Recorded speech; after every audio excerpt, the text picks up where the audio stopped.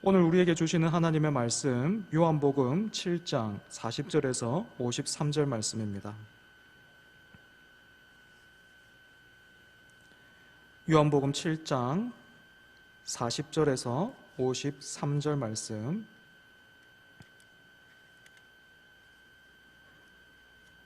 오늘 우리 공동체에 주시는 생명의 양식입니다. 여러분들 눈과 마음에 잘 새기시기 바랍니다. 제가 봉독하겠습니다. 이 말씀을 들은 무리 중에서 어떤 사람은 이 사람이 참으로 그 선지자라 하며, 어떤 사람은 그리스도라 하며, 어떤 이들은 그리스도가 어찌 갈릴리에서 나오겠느냐, 성경에 이르기를 그리스도는 다윗의 씨로 또 다윗이 살던 마을 베들레헴에서 나오리라 하지 아니하였느냐 하며, 예수로 말미암아 무리 중에서 쟁론이 되니 그 중에는 그를 잡고자 하는 자들도 있으나 손을 대는 자가 없었더라. 아랫사람들이 대제사장들과 바리새인들에게로 오니 그들이 묻되 어찌하여 잡아오지 아니하였느냐. 아랫사람들이 대답하되 그 사람이 말하는 것처럼 말한 사람은 이때까지 없었나이다 하니, 바리새인들이 대답하되 너희도 미혹되었느냐. 당국자들이나 바리새인 중에 그를 믿는 자가 있느냐. 율법을 알지 못하는 이 무리는 저주를 받은 자로다. 그 중에 한 사람 곧 전에 예수께 왔던 니고데모가 그들에게 말하되 우리 율법은 사람의 말을 듣고 그 행한 것을 알기 전에 심판하느냐. 그들이 대답하여 이르되 너도 갈릴리에서 왔느냐. 찾아보라, 갈릴리에서는 선지자가 나지 못하느니라 하였더라.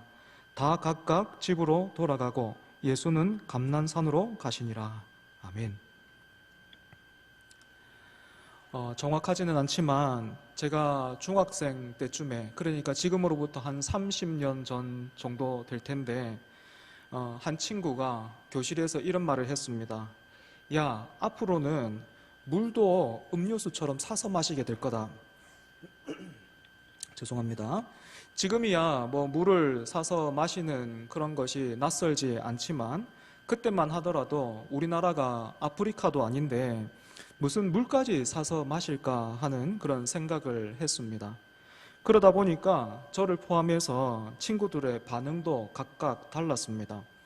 물을 사서 마시게 될 미래에 대해서 호기심을 보이는 친구들도 있었지만, 무슨 일이 일어나든지 나는 뭐 모르겠다 하고 무관심한 그런 친구들도 있었고, 또 저처럼 야, 말도 안 된다 하면서 만약에 그렇게 물을 만들어서 물을 담아서 파는 회사가 있다면 그런 회사는 당장에 망할 거다라고 말한 친구들도 있었습니다.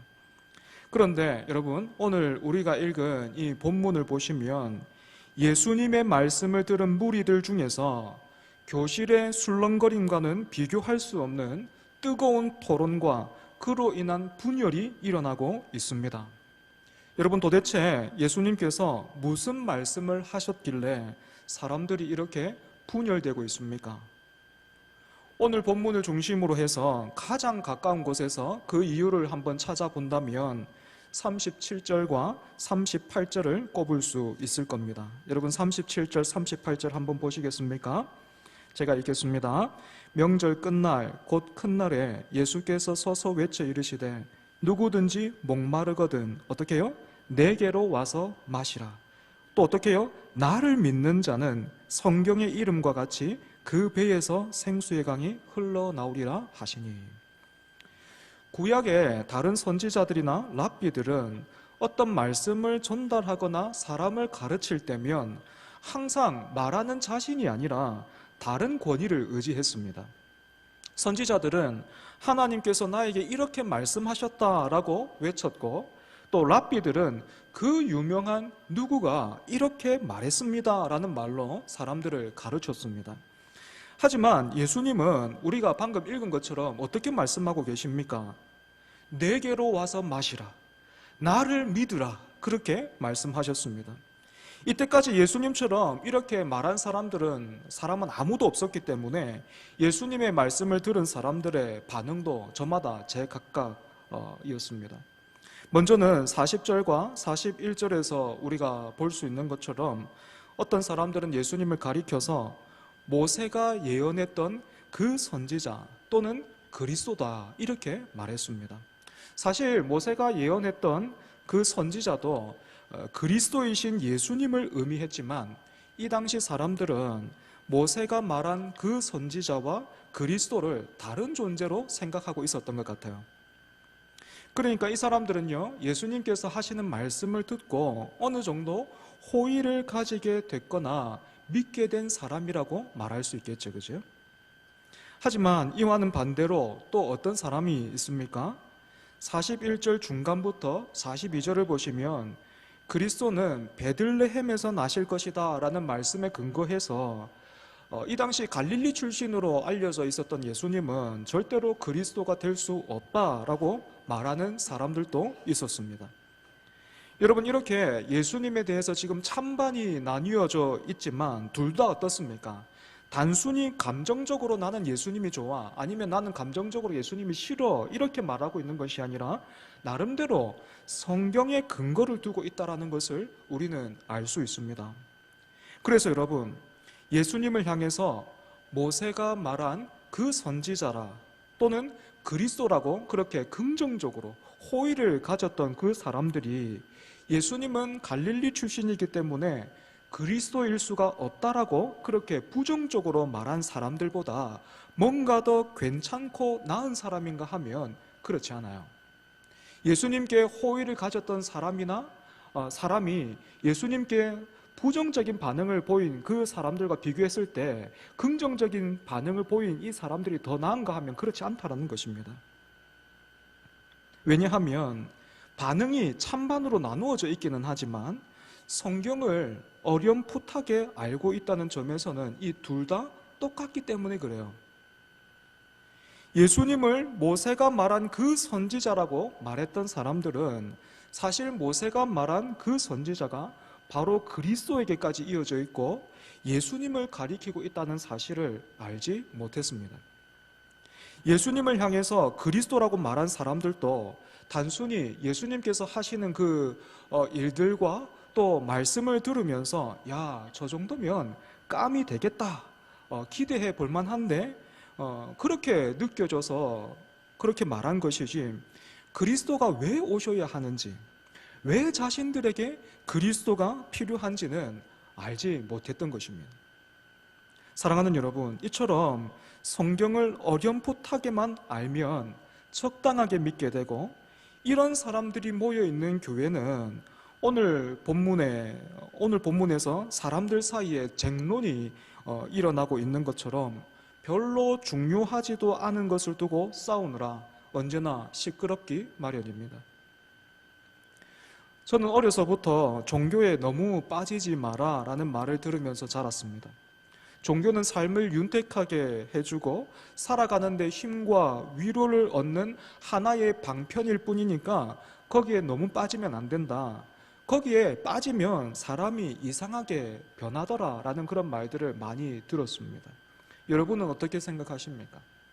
그리고 또 어떻게 지금 신앙생활을 하고 계십니까?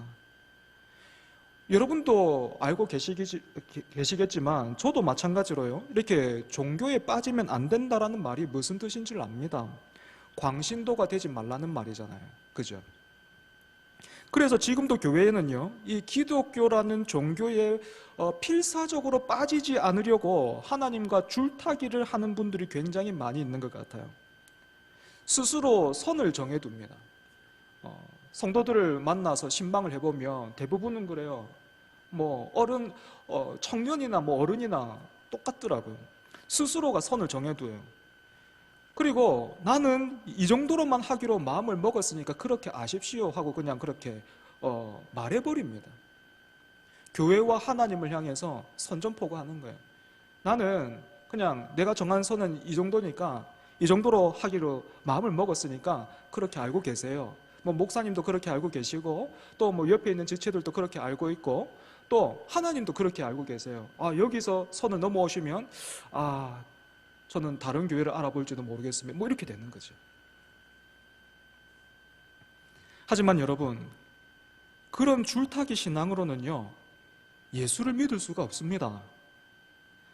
하나님께 완전히 빠진 사람만이, 자신의 모든 것을 다 들여서 하나님께 완전히 빠진 사람만이 하나님을 참되게 예배할 수 있고, 이웃을 사랑할 수 있기 때문에 그렇습니다. 그런데 여러분, 놀라운 것은요, 하나님께서 우리에게 이런 사랑과 헌신과 충성을 요구하시기 이전에 먼저 우리를 향한 그 사랑을 하나님이 먼저 보여주셨다는 거예요. 하나님이 먼저 우리에게 완전히 빠지셨다는 겁니다. 우리가 잘 알고 있는 요한복음 3장 16절의 말씀을 여러분 다시 한번 기억해 보십시오. 하나님이 세상을 이처럼 사랑하사 독생자를 주셨으니 이는 그를 믿는 자마다 멸망하지 않고 영생을 얻게 하려 하심이라. 여러분, 사람들 사이에서도요, 그 어떤 일이 있어도 자녀를 두고 어떤 계산을 하거나 흥정을 벌이거나 아니면 희생을 시키거나 그렇게 하지 않죠. 죄송한 말씀인데 너무너무 여러분이 섭섭하다 해도 저는 어쩔 수가 없을 것 같아요. 만약에요, 저 하나가 죽어서 여러분이 다시 살 수만 있다면요, 저는 그거 해볼 만하다고 생각해요. 죽을 수 있을 것 같아요. 저 하나 죽어서 여러분이 산다면 저는 죽을 수 있을 것 같아요. 그런데 만약에요, 누군가가 목사님 집에 애가 셋이 있으니까 자녀 셋 정도 되니까 하나 정도만 대신 좀 주십시오. 그 셋 중에 하나 죽으면 다 살려줄게요 하면, 그렇게 우리 아이들 중에 하나를 내놓으라고 하면요, 저는 솔직하게 우리 아이들 데리고 도망갈 것 같아요. 살던 집을 내어놓으라 하면 내어놓을 수 있고요, 타고 다니는 차를 내어놓으라고 하면 그건 얼마든지 할 수 있겠지만, 그런 계산은 우리끼리 서로 하는 거 아니잖아요. 그죠? 우리끼리도 그렇게 하면 안 되잖아요. 그렇게 만약에 누가 막 아이를 달라 그러면 그거는 싸우자는 거잖아요. 그죠? 여러분, 사람과 사람과의 관계도 이런 법입니다. 피조물과 피조물의 관계도 이런데, 창조주이신 하나님은 자신을 향해서 반역하고 있는 그 피조물을 위해서 그 외아들 예수 그리스도를 그 반역하는 그 피조물의 형상으로, 사람으로 보내셨고, 사람들 중에서도 가장 비참한 모습으로 십자가에 죽도록 하셨습니다. 그래서 여러분, 이 십자가의 사건이 오늘 저와 여러분에게 증명하고 있는 것이 무엇입니까? 우리의 죄가 하나님의 아들의 피를 요구할 정도로 크고 무거웠다라는 것을 보여준과 동시에, 하나님이 그런 죄인들에게 완전히 빠지셨다라는 겁니다. 천사를 동원하시고 산을 옮기시고 땅을 진동시키시는 그 정도가 아니라 완전히 우리에게 빠지셔서 자신의 모든 것인 예수 그리스도를 우리를 위해서 내어주셨다라는 것입니다. 이 은혜와 사랑을 어렴풋하게 아는 것이 아니라 예수 그리스도의 십자가에서 내 이름을 발견하고, 이 세상에 구원받아야 할 존재가 그 죄인이 나 하나밖에는 안 된다 할지라도 우리 예수님은 기꺼이 이 땅에 오셔서 나를 위해서 십자가를 지셨을 것이라는 것을 확실히 알고 붙들 때에, 그렇게 세상에는 없는 이 은혜와 사랑에 저와 여러분이 완전히 잠길 때에 성도는 성도다워지고 교회는 교회다움을 이루어 가게 되는 것이죠. 다시 본문으로 돌아가서 예수님의 말씀을 듣고 있던 사람들 중에는 또 어떤 사람이 있었습니까? 44절 우리가 보시면 예수님을 잡으러 온 사람들이 있었습니다. 이 사람들은 대제사장들과 바리새인들로부터 예수님을 잡아오라는 명령을 받고 왔던 성전 경비대원들입니다. 이 당시 성전 경비대는 군인들이 아니고요, 레위인들로 구성이 되어 있었는데, 아마도 이 사람들은 대제사장들과 바리새인들로부터 저 예수가 신성모독죄를 범할 뿐만 아니라 지금도 사람들을 미혹하고 있으니 어서 잡아오라라는 명령을 받았을 겁니다. 하지만 이 사람들이 예수님을 통해서 확인하게 된 게 뭡니까? 자기에게 명령을 내렸던 대제사장과 바리새인들보다 훨씬 크고 높은 권위지요. 그래서 여러분, 이 사람들이 자기에게 명령을 내린 그 사람들의 명령을 따르지 않고 어떻게 합니까? 빈손으로 돌아가요. 그렇게 빈손으로 돌아가면 자신들이 어떤 질책을 받게 될지를 이 사람들이 몰랐겠습니까? 알았을 겁니다. 그럼에도 불구하고 이 사람들은요, 예수님에게 손을 댈 수가 없었습니다. 여러분, 이 성전 경비대가 왜 예수님을 잡아오지 않았냐고 자기를 다그치는 사람들에게 하는 말을 한번 보십시오. 46절이죠. 아랫사람들이 대답하되 그 사람이 말하는 것처럼 말한 사람은 이때까지 없었나이다 하니. 당신들은 그 사람을 향해서, 예수를 향해서 신성모독죄를 범하고 백성들을 미혹하고 있는 죄인이라고 말했지만, 가서 보니까 우리는 그 예수님처럼 말하는, 나를 믿으라, 나에게로 오라 라고 말하는 분은 처음 봤다라는 겁니다.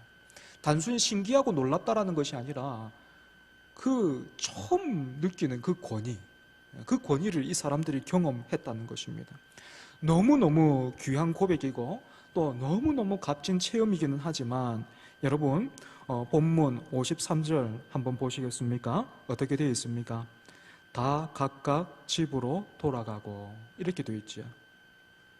예수님의 제자들은 나를 따르라 하신 예수님의 그 말씀에, 그 권위에 자신의 모든 것을 버려두고 예수님을 쫓아갔다면, 이 성전 경비대들은 예수님의 권위를 느끼고 거기에 압도당하기는 했지만 예수님을 따라간 것이 아니라 어떻게 해요? 집으로 돌아가 버렸습니다. 예배에 참석해서 오늘은 찬양이 좀 괜찮았어, 오늘은 설교가 좀 괜찮았어, 이런 말은 하지만 정작 예수님을 따르지 않는 사람들이 이와 같다라고 말할 수가 있겠죠.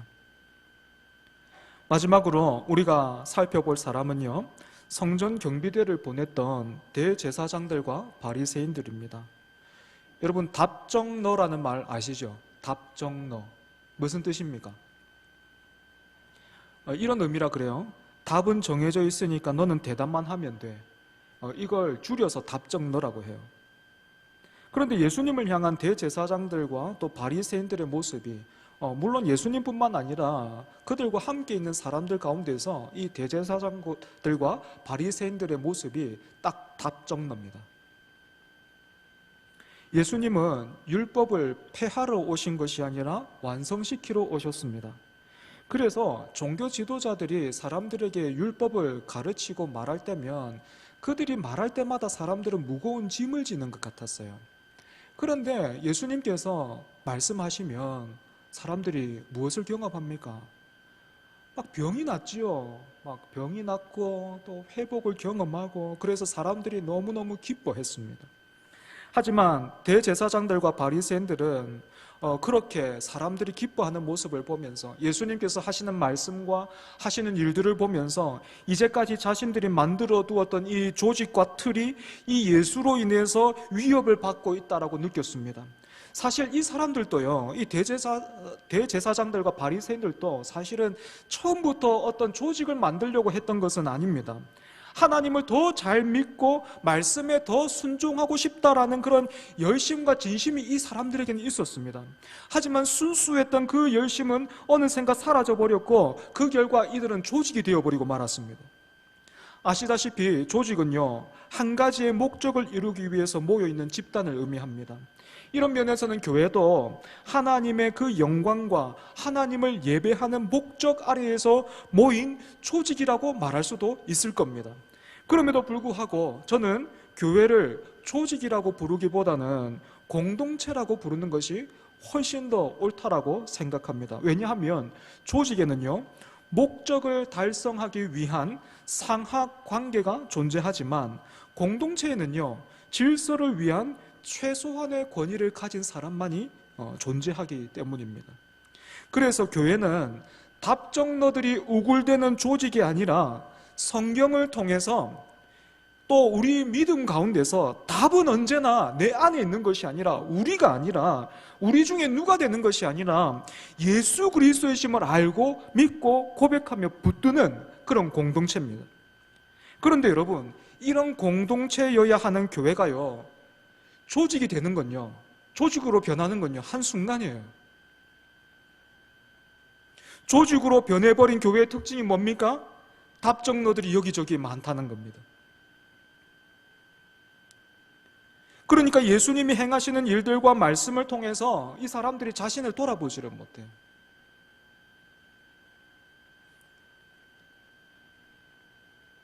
계속해서 맞서기만 하는 겁니다. 여러분, 이 사람들이 지금 하려고 하는 이 행동을 한번 보십시오. 교회의 머리가 되시는 예수님, 우리의 주님이신 그분까지도 지금 이 사람들이 어떻게 하려고 합니까? 자기 조직에 깎아서 이렇게 놓고 싶은 거예요. 자기 조직에 맞는 어떤 그런 존재로 이렇게 깎아 만들려고 하는 것입니다. 그런데 그게 안 돼요. 예수님이 말을 안 듣잖아요. 그러니까 어떻게 합니까?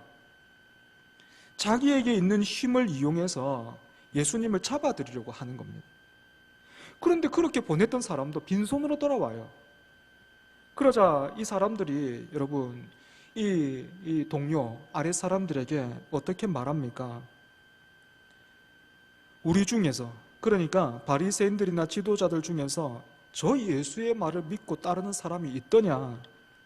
율법에 대한 해박한 지식을 가지고 늘 성경을 묵상하는 우리 중에서 그를 따르는 자가 없다면 우리 말을 들어야지, 율법도 잘 알지 못하는 무식한 무리가 뭘 안다고 감히 판단을 하려고 드느냐.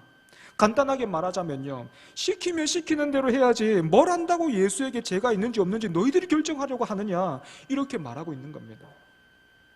하지만 여러분, 지금 이 대제사장들과 바리새인들은 몰라도 너무 모르죠. 뭘 모릅니까? 첫 번째는 사실 예수님은 갈릴리가 아니라 베들레헴에서 나셨다라는 사실을 이들은 모르고 있어요. 그런데 여러분, 여기에서 우리가 한 가지 생각해 봐야 할 것은, 그러면 예수님께서요, 이 사람들에게 내 출신이, 내 고향이 문제가 되는군요 하면서 나는 사실 베들레헴에서 그렇게 태어났습니다 하는 것을 증명해 보이신다면 이 사람들이 예수님을 인정하고 또 예수님을 그리스도로 믿었을까 하는 것입니다. 여러분 어떻게 생각하십니까? 아마도 그렇지 않을 겁니다. 그때는 이 사람들은요, 다른 이유를 들어서 예수님을 잡으려고 했을 겁니다. 그것을 아시기 때문에 예수님은 이 사람들에게 어떤 호적 등본을 떼어서 보여주신다거나 그렇게 하시는 것이 아니라 계속해서 말씀하시고 삶으로 열어서 가르치시고 나중에는 십자가를 지시는 것입니다. 두 번째로 이 사람들이 모르는 것이 무엇입니까? 52절 보면 갈릴리에서는 선지자가 날 수 없다라고 말하고는 있지만 사실 여러분 구약에 보면요, 요나, 엘리야, 또 호세아 선지자가 갈릴리 출신입니다. 뿐만 아니라 이사야 9장 1절에서도 보면 예수님에 대해서 이렇게 예언하고 있는 구절이 있습니다. 전에 고통받던 자들에게는 흑암이 없으리로다. 옛적에는 여호와께서 스불론 땅과 납달리 땅이 멸시를 당하게 하셨더니 후에는 해변길과 요단 저쪽 이방의 갈릴리를 영화롭게 하였느니라. 세 번째로요, 이 사람들은 자기 자신도 모르고 있습니다. 빈손으로 돌아온 그 성전 경비대를 향해서 우리 중에 누가 예수를 믿는 사람이 있는가라고 그렇게 말을 했지만 사실 그들 안에 누가 있습니까? 밤에 예수님을 찾아왔던 니고데모가 있어요. 니고데모는요, 이렇게 막 흥분하고 있는 이 사람들을 향해서 지금 우리가 당사자를 불러서 이 자초지정을 자세히 조사해보지도 않고 지금 심판을 내리고 있으니 사실은 우리가 지금 이 절차를, 율법을 지키고 있지 않는 것이 아닌가라고 점잖게 예수님의 편을 들지요. 그러자 여러분, 이 사람들이 어떻게 반응합니까? 52절을 보면 너도 갈릴리에서 왔느냐 하고 몰아붙입니다. 어디서 많이 본 공격 아닙니까? 우리가 정치권에서 잘 보는 그 프레임을 씌우는 그 공격이 여기에서도 나오는 거예요. 너도 저 사람 편이네 하면서 이렇게 씌워버리는 거예요. 말을 안 들으려고 하는 겁니다. 그러면서 찾아보라, 갈릴리에서는 선지자가 나지 못하느니라 이렇게 말합니다. 무슨 말입니까? 쉽게 말해서 성경 좀 읽어봐 라고 말한 거예요. 뿐만 아니라 여러분, 빈손으로 돌아온 그 성전 경비대를 비롯해서 예수님께 호응하고 있는 그 무리들을 향해서 저들은 율법도 알지 못하는 무지렁이더라고, 그래서 저주받은 자들이라고 그렇게 말했지만 사실은 여러분 그 율법이 모두가 그 율법 전체가 누구를 가리키고 있습니까? 예수 그리스도를 가리키고 있는데 자신들이 그리스도를 몰라보고 있으니까 이 사람들이 지금 어떻게 하고 있는 겁니까? 스스로에게 저주를 선언하고 있는 거예요. 그리스도를 몰라보고 있는 스스로에게 저주를 선언하고 있단 말입니다. 이처럼 여러분 하나님을 사랑하고 예배하는 그 중심을 놓쳐버리고 교회가 공동체에서 조직으로 변질되면 그 조직에서 사람들이 관리받을지는 모르겠지만 그 영혼이 생명을 얻거나 회복되지는 못하는 것입니다. 말씀을 정리하겠습니다. 오늘 우리는 예수님의 말씀을 들었던 사람들의 다양한 반응을 우리가 한번 살펴봤습니다. 그래서 여러분 나름대로 여러분이 이 사람은 괜찮은데 하면서 한번 순서를 매겨보십시오. 우리가 몇 가지의 반응을 봤는데 1등부터 뭐 한 4등까지 여러분 한번 순서를 매겨보십시오. 1등에는 누가 오겠습니까? 예수님을 향해서 그 모세가 말한 그 선지자다, 또 그리스도이다, 아니면 그 예수님의 권위에 그렇게 권위를 느끼면서 빈손으로 돌아갔던 성전 경비대 1등을 다툴 수가 있겠죠. 그죠? 그 뒤로 2등이 2등, 3등이 올 거고 아마 제일 꼴찌에는 누가 있겠습니까? 대제사장들과 바리새인들이 있을 거예요.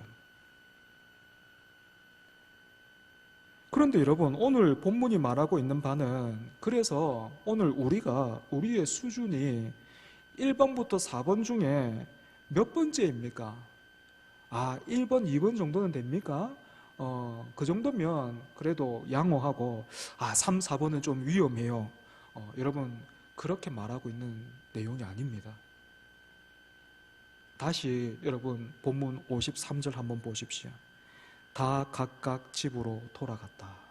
이렇게 되어 있어요. 무슨 말입니까? 오늘 우리는 본문에 나온 이 사람들 누구와도 닮아서는 안 된다라는 겁니다. 성경을 어렴풋하게 아는 것으로 만족해서는 안 된다라는 말입니다. 우리를 하나님이 세상을 이처럼 사랑하셨다라는 이처럼 사랑하신 그 하나님의 사랑에 우리는 믿음으로 또 우리의 삶 전체를 들여서 예수를 따라가야 합니다. 제자들처럼요. 예수를 따라가야 할 것입니다. 주일 예배를 통해서 잠시 어떤 권위나 또 마음속에 평안을 느낀 그것만으로도 안 됩니다.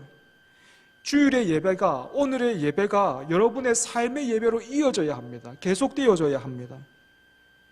뿐만 아니라 그래서 이제 우리 교회 안에서요, 조직의 그 언어를 뿌리 뽑아야만 합니다. 조직의 언어가 뭡니까? 프레임을 씌우는 거잖아요. 아까 우리가 봤잖아요. 저렇게 말하는 거 보니까 저 사람 누구 편이네.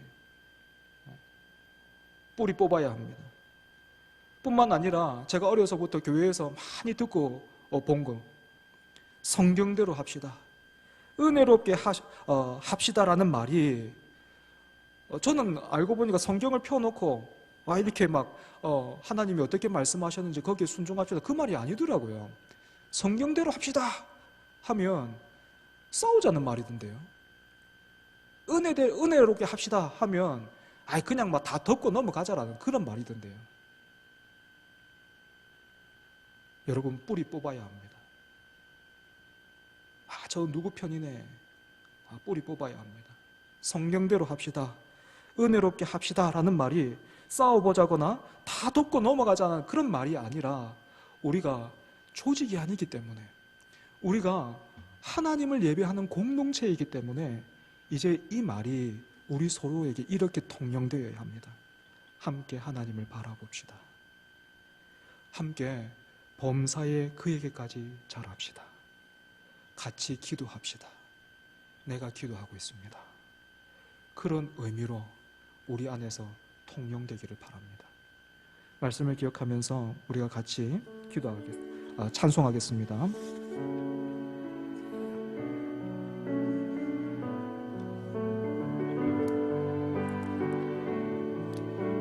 우리 사모하는 마음으로, 기도하는 마음으로 주를 위한 이곳에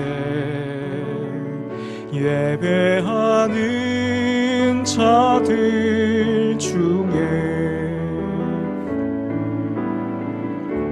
그가 찾는 이 없어 주님께서 슬퍼하시네.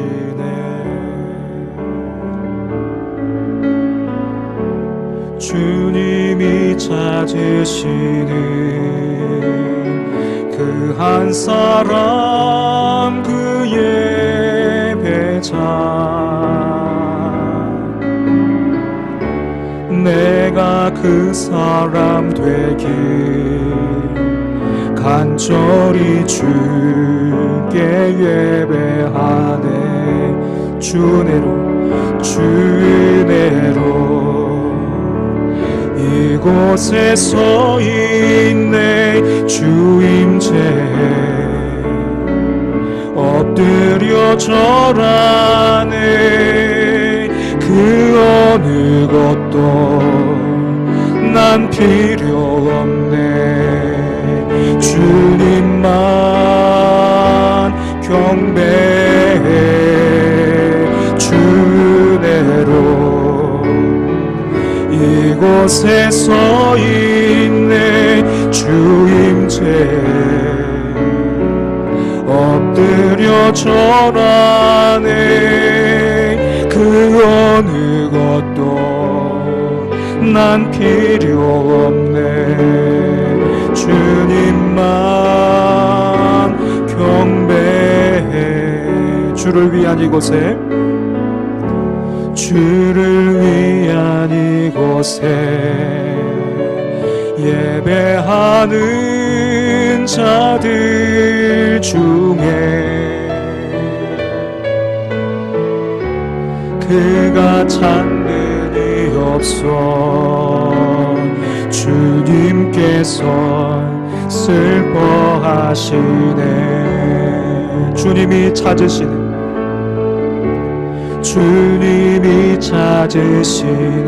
그 한 사람 그 예배자 한 사람 그 예배자 내가 그 사람 되길 내가 그 사람 되길 간절히 주께 예배하네.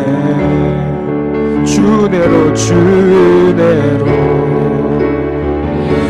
이곳에 서 있네. 주임제 엎드려 절하네. 그 어느 것도 난 필요 없네. 주님만 경배해.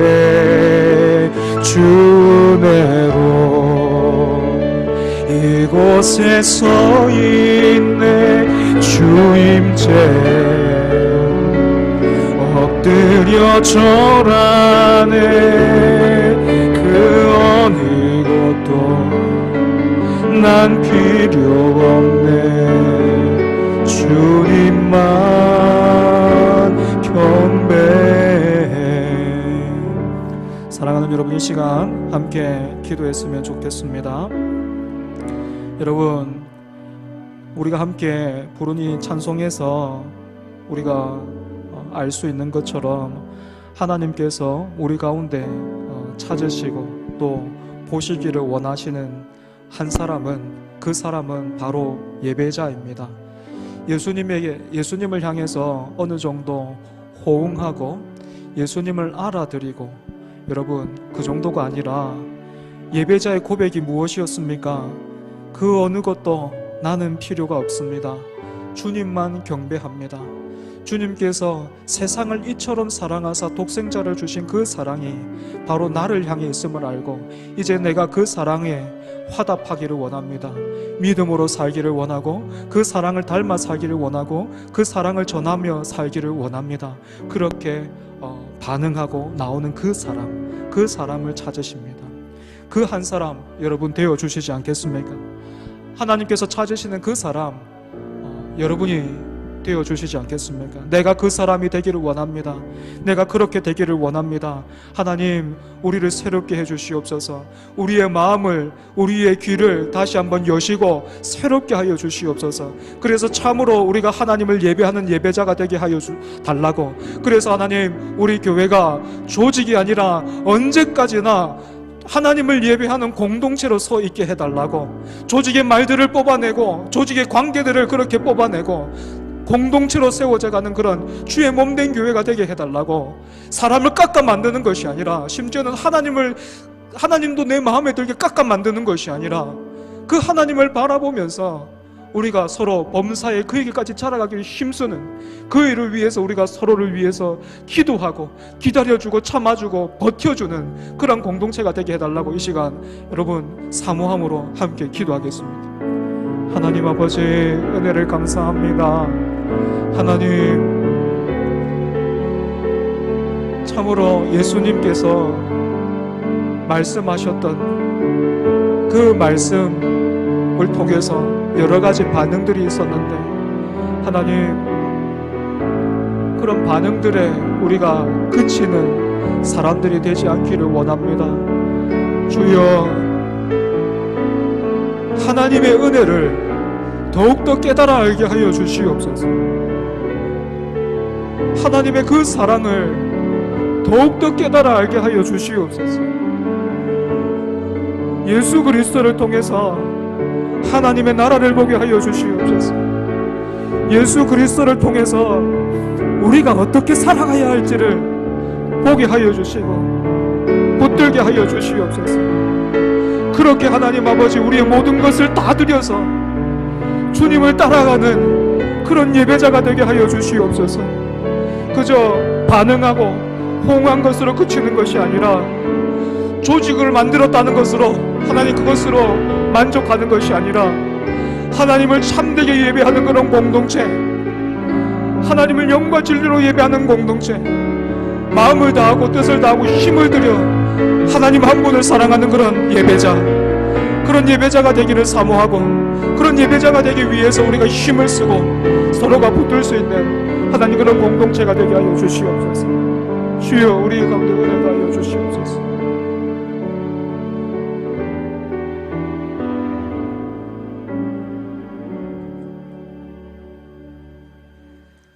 하나님 아버지, 오늘 우리가 참으로 하나님을 예배하는 그 예배자가 되기를 원합니다. 우리가 믿고 붙드는 그 예수를 분명하게 아는, 어렴풋하게 알고 단순히 호응하는 것으로 뿐만 아니라 무엇을 해주실까 하는 것으로, 기대하는 것으로 그치는 것이 아니라 내가 믿고 붙드는 그 주인을 우리가 분명히 깨달아 알고 그 주인 앞에 언제든지 엎드려서 사는, 또 그 주인을 닮아가는, 그 주인의 다스리심을 기뻐하고 그 주인의 말씀을 기뻐 순종하는 그런 예배자로 살기를 원합니다. 우리를 새롭게 하여 주시고 우리를 변화시켜 주시옵소서. 하나님뿐만 아니라 우리 초전교회가 조직이 아니라 공동체가 되게 하여 주시옵소서. 하나님을 예배하는 공동체, 정말로 예수를 닮은 공동체, 범사에 그에게까지 함께 자라나기를 힘쓰는 공동체. 그래서 하나님, 우리 안에 있는 조직의 언어와 사고와 계산이 뿌리채 뽑혀나가게 하여 주시고, 그렇게 하나님 비워진 자리에 예수 그리스도의 마음이, 하나님의 말씀이, 하나님의 그 은혜가 심겨져 자라게 하시고, 그렇게 좋은 땅에서 결실을 맺는, 100배로 결실을 맺는 그 좋은 땅처럼 우리 교회가 하나님의 말씀으로 인해서 풍성한 열매 맺게 하여 주시옵소서. 예수님 이름으로 기도합니다. 아멘. 찬송가 366장 부르시면서 준비하신 헌금 하나님 앞에 드리겠습니다.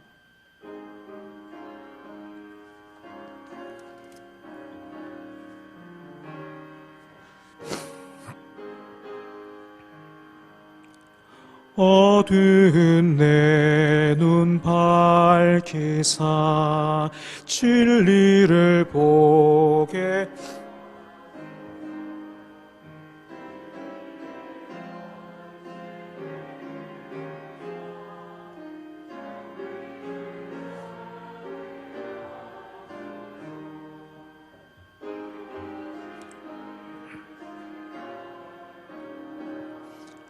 엎드려 기다리오니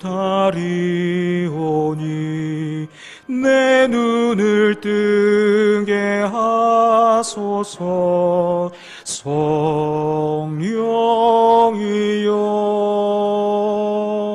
맡겨진 내 귀 여시사 주님의 귀한 음성을 이 귀로 밝히 들을 때에 내 기쁨 한량 없겠네.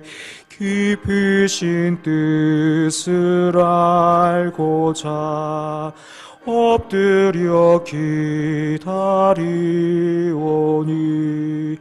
내 귀를 열어주소서. 성령이여 봉해진 내 입 여시사 복음을 널리 전하고 차가운 내 맘 녹여주사 사랑을 하게 하소서. 깊으신 뜻을 알고자 엎드려 기다리오니 내 입을 열어주소서.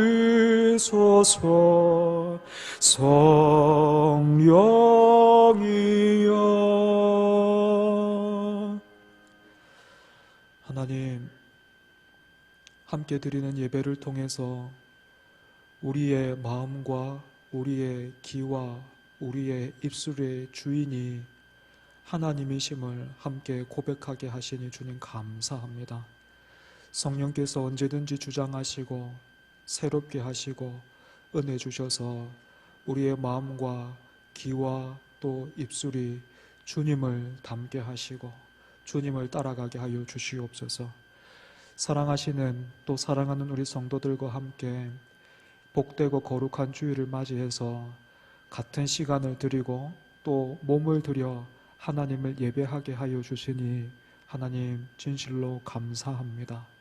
하나님, 또 우리 성도들 하나님의 그 은혜에 믿음으로 화답하면서 하나님께서 허락하신 그 물질로 하나님의 은혜에 감사하게 하여 주시니 주님 감사합니다. 11조와 감사 헌금과 또 주일 헌금과 선교 헌금과 건축 헌금으로 또 그 외에 여러 가지 제목으로 하나님 앞에 기쁘게 드릴 수 있게 하여 주시니 주님 감사합니다. 기쁨으로 드린 손길들을 주님께서 기억하여 주시고 더 풍성한 믿음 주시고 또한 필요한 것들 하나님께서 구하기 전에 이미 알고 계시니 하나님께서 채워주시고 그 삶을 붙들어 인도하여 주시옵소서. 드리고 싶지만 더 많이 드리고 싶지만 하나님 상황이 여의치 못해서 힘들어하고 또 마음 아파하는 지체들이 있습니까? 하나님 몸이 불편하고 또 마음이 힘들어서 어려워하는 지체들이 있습니까? 가족들 중에 하나님 그렇게 아픔을 당한 그런 가족을 보면서 힘들어하고 있는 지체들이 있습니까? 하나님께서 위로하여 주시고 하나님께서 힘 주시고 또한 하나님께서 회복시켜 주시옵소서. 아버지 하나님, 그래서 우리 성도들을 통해서 이 예배자들을 통하여서 하나님 그 가정이 형통의 복을 누리게 하여 주시고 강건케 하여 주시고 또한 풍성해질 수 있도록 주님 도와주시옵소서. 주 예수를 믿으라 그리하면 너와 내 집이 구원을 얻으리라 하신 그 말씀이 우리 당대에 이루어지는 것을 우리가 목도하게 하여 주옵소서. 하나님 뿐만 아니라 참으로 주님을 사랑하는 마음으로 또 아침 일찍부터 나와서 이렇게 여러 가지 모습으로 섬기는 그런 손길들이 있습니다. 또 일주일 가운데 한 주간 또 주의 몸된 교회를 곳곳을 돌아보면서 섬기는 손길들이 있습니다. 기도의 자리를 지키는 하나님 그런 충성스러운 일꾼들도 있습니다. 하나님께서 아시니 하나님 필요한 은혜와 힘을 더하여 주시옵소서. 다시 한번 하나님 간절히 구하기는 올 한 해 사랑하는 우리 초전교회가 주 안에서 하나님의 그 은혜 안에서 범사의 예수 그리스도에게까지 자라나는 조직이 아니라 공동체가 되게 하여 주시옵소서. 예수님 이름으로 기도합니다. 아멘.